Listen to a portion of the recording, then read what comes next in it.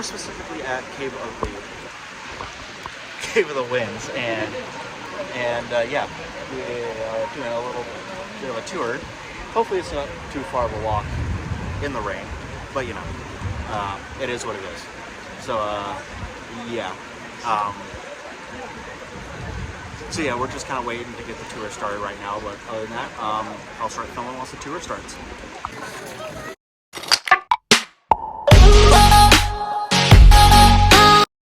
What are you going to do about it? What are you going to do about it, sir? A lot. Yeah, I'm right here. Okay. We did the one in Glenwood Springs. What'd you guys decide for food? I want to go Mexican. No! What did I say to you the other day? I was so funny. I'd like to hop in my ass or something. Oh, get out of my ass. I was like, that's what an SS says. Get out of my ass or I'm going to show your head.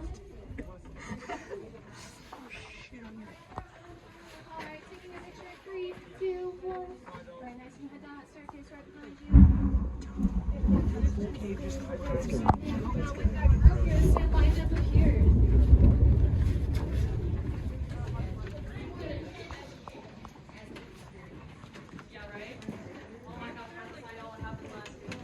What are you doing?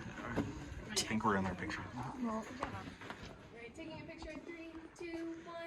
Alright, nice. You head down that staircase right behind you. Go to the very bottom for me, please.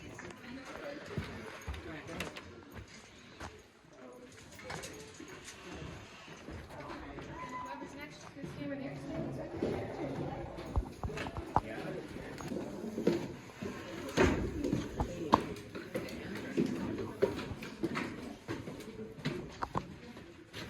Alright, so I had to take those pictures for safety reasons and as a souvenir, so I'll try and sell those photos back to you at the end of this tour because why not? Alright, so side. Anyways, so just some rules I'd like to go over. No touching any part of the cave because the skin oils in your hands can damage the formations. No leaning or sitting on any part of the cave because the lint or clothing can also damage the cave. But yeah, I don't see anyone with food or drinks over here. Stand by me.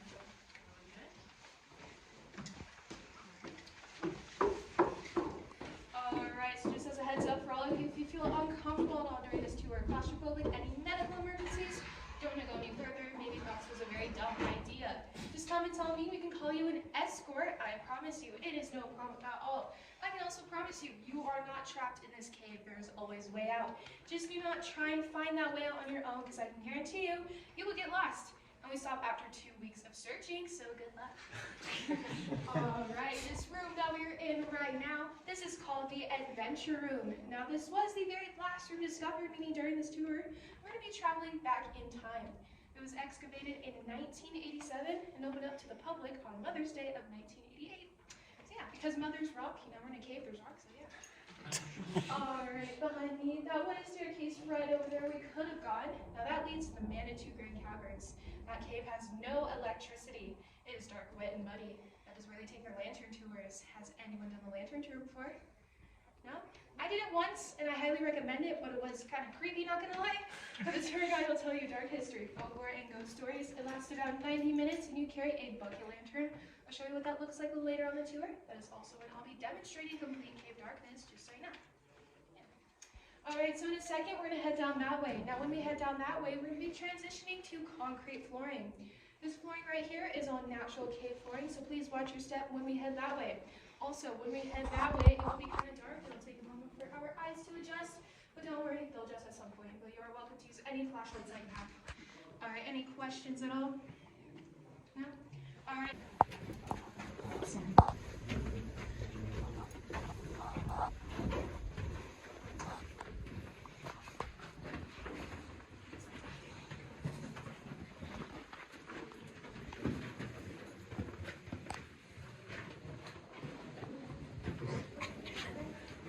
Don't fall yourself. I know what.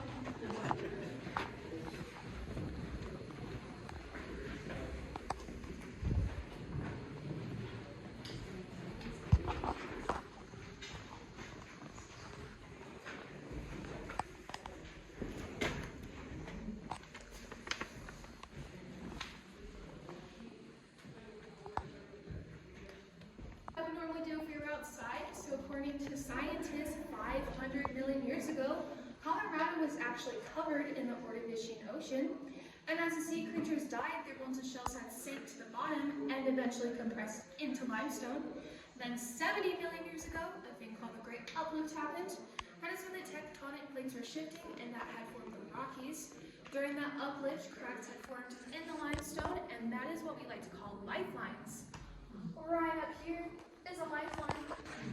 Yeah, so as the water was seeping through these cracks, it had collected carbon dioxide along the way, forming carbonic acid. Does anyone know what carbonic acid is also in? Soda. Yes, it is in soda. So that was flowing around this cave, eroding away all of the rocks, forming all of these rooms that we are in. Pretty cool. Alright, so this room that we are in right now, this is called Oriental Gardens. If you need to scoot up this way, you can, so I'm going to be looking over here. There we go. If you look right over here, we have what looks like a very small village. And then in the very back, just right over there, what we like to call a pagoda. Now every little village needs a great protector. So if you look right up here, we have a gargoyle. This entire formation right here is called a column. A column forms in a stalactite and a stalagmite meet. If you look right here, we have our longest stalactite. It is 8.5 feet long, and it took around 102,000 years for it to form. Can anyone guess what we might have named it? Any guesses at all? No? We named it something really cool. Alright, if you just look at this wall right over here, this is an entire wall of flowstone. Flowstone forms in water. It's just flowing against the wall of the cave over a very long period of time. Over here, it kind of looks like a frozen waterfall. Pretty cool looking. Yeah. Any questions at all that I could possibly answer? No.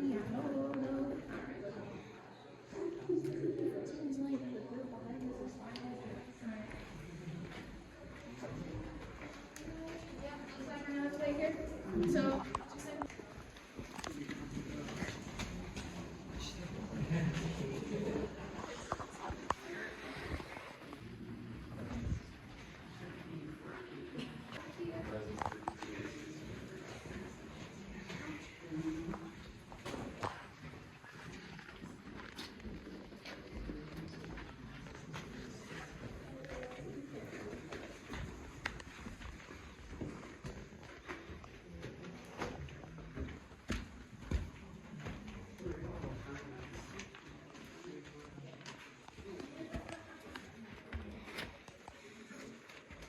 Alright, so this is about 3 to 4 hours of crawling just to get to one room.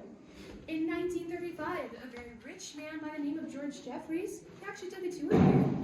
And he had leaned up against what used to be a wall right over there. Over there was blocked off by dirt, rocks, and boulders. And as he leaned up against that wall, he felt airflow. So he knew that there just had to be something on the other side. He was rich, he had the money, so he actually offered to excavate that part of the cave. So now we have more to look at. He only wanted 2 things in return. One, his name to be said on all tours, George Jeffreys, and a line from his favorite poem, Inside the Cave. Right over here. Dreams of mountains, as in their sleep, may brood on things eternal. Now that has absolutely nothing to do with the cave or Colorado. It actually has to do with the Grand Canyon, but you know, there you go. Alright, I'm going to be showing that in the back, so everyone at the bottom, I'm going to have to try to scoot over that way for you.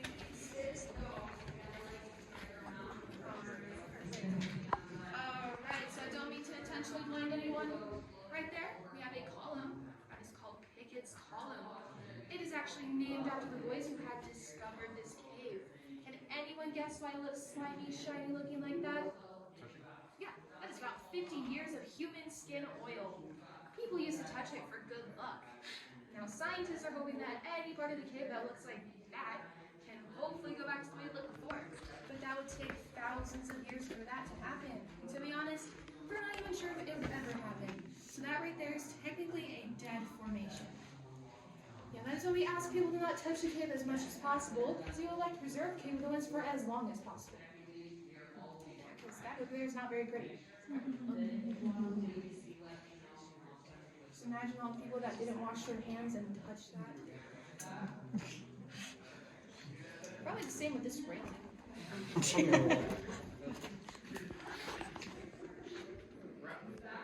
We actually call this railing a stalagmite. Here we have the glorious big popcorn.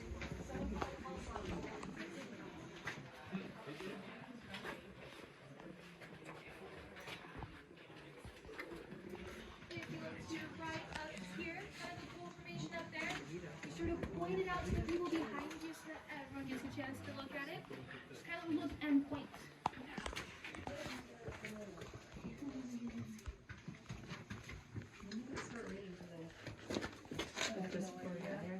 Like, my last tour, it wasn't raining at all. It was like super bright and not cloudy at all.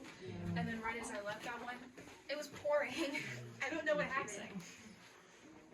Alright, do we have everyone in here? Yep. Alright, so on those past tours, this room actually used to be where the guests used to take their break, but the floor was to about where my arm is right here. So the guests would try and sit up in that very small space, have a face-to-face conversation, and eat their lunch. Then they decided to make this room somewhat a lot bigger, so they had done a thing called cave pushing.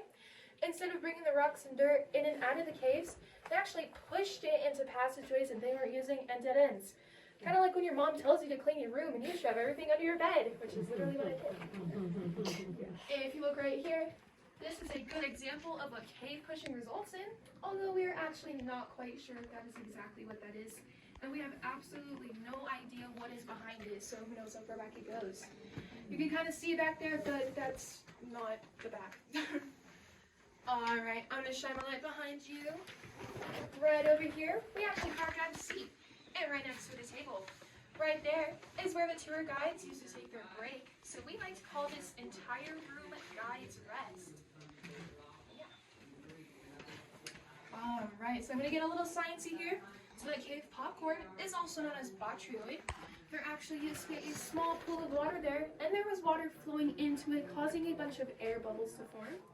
Then those air bubbles had gotten trapped in the sediment, and eventually minerals had actually crystallized around them, forming those ancient air bubbles that you saw back there. So, congratulations, you guys saw ancient air bubbles. Cool. Alright, so in that hole up there, if you didn't get the chance to look up there, you are welcome to go in there, or walk over there. Now in there is just an entire piece of flowstone. Now we like to call that Giant's Bleeding Heart, because on the inside, kind of looks like a human heart. And it has a reddish orangish look to it because of iron oxide. Just a fancy way for saying iron rusting, pretty much.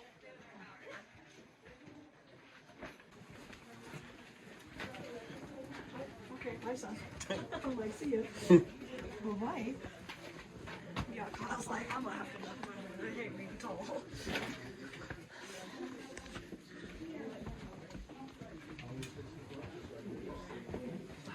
I got to chat.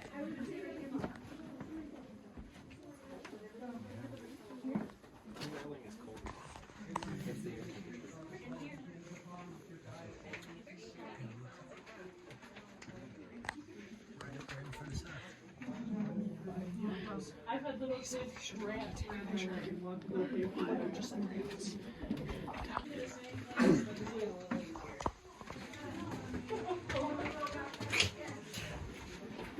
Thank you. Sorry, I thought you were just making that in Yeah, they're going down to the left. It would have brought you to the same place. That stairs are not open.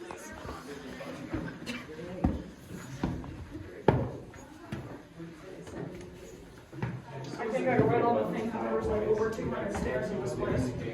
Thank God we're not doing this this evening. Yeah, wouldn't be doing this with Steven, or anybody who's unactive. Okay.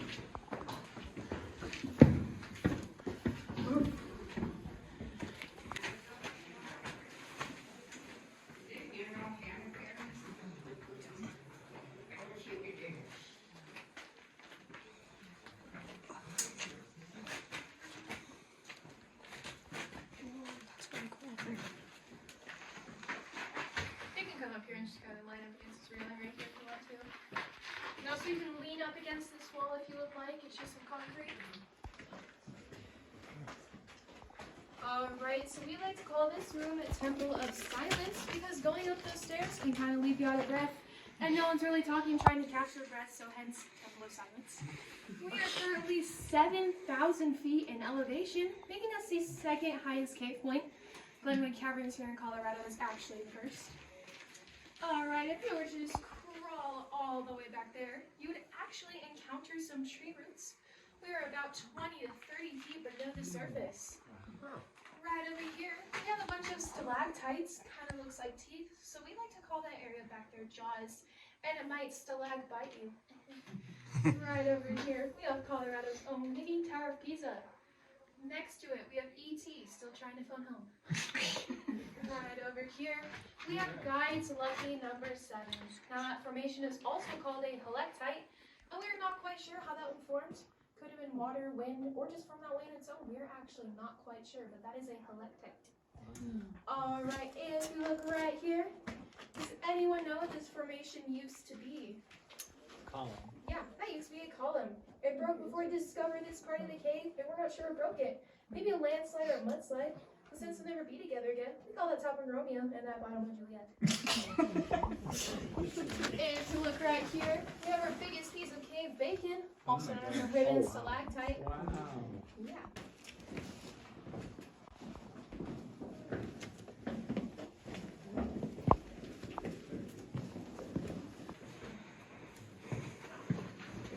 Thanks for not suffering.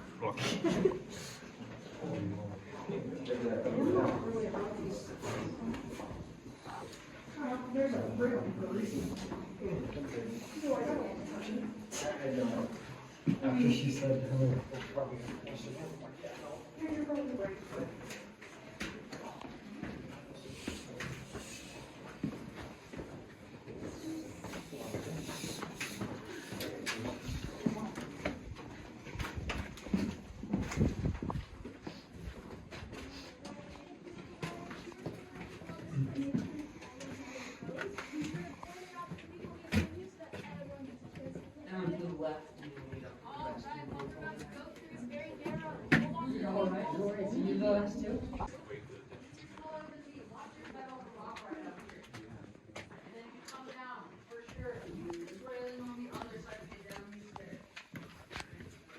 She was the king.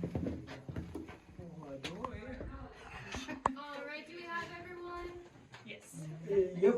Alright, what we're about to go through is what we like to call old. Guys.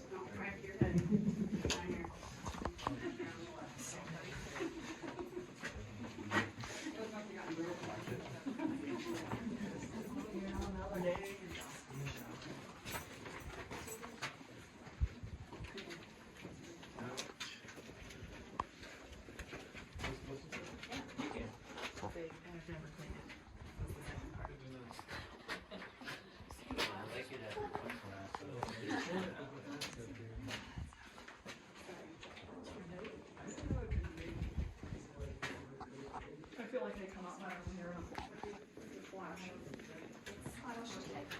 Peekaboo.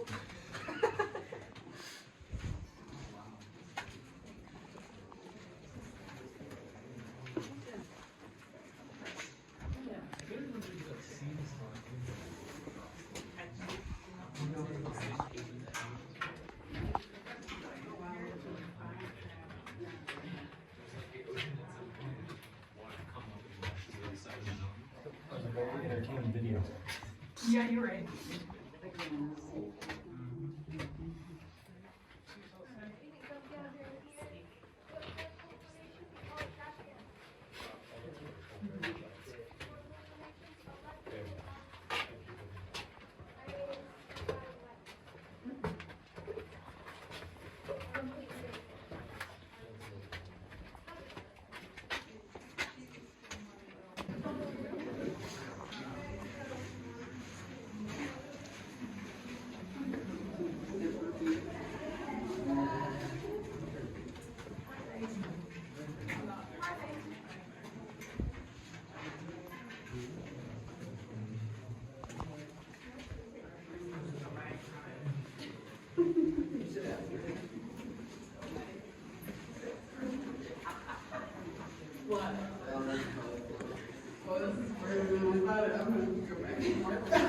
Have you ever had anyone get scared in here and then like scream? Oh. We're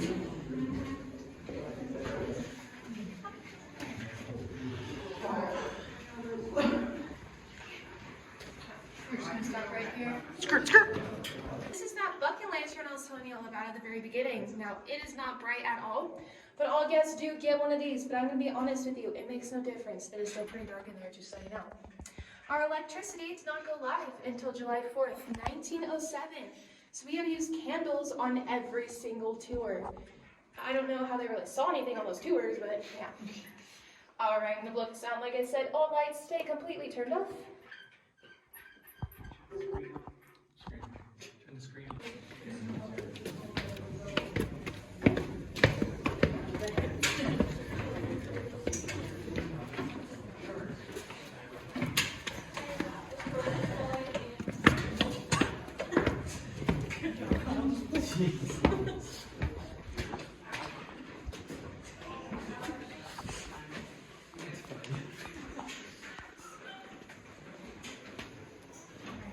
This giant by the name of Zephyr, he actually took a nap in that area right up there.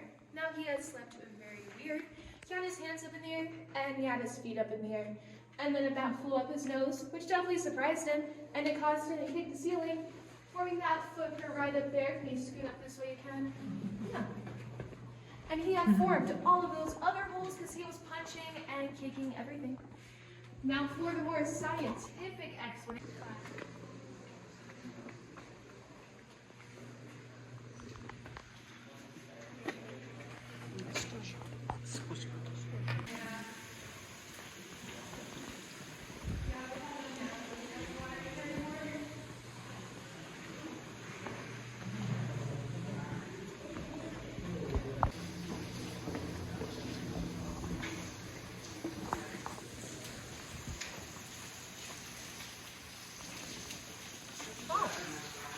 Found the sink. So that is the end of the cave tours. It took about 45 minutes and definitely was worth going through. But other than that, don't forget to like, comment, and subscribe, and see you guys next video.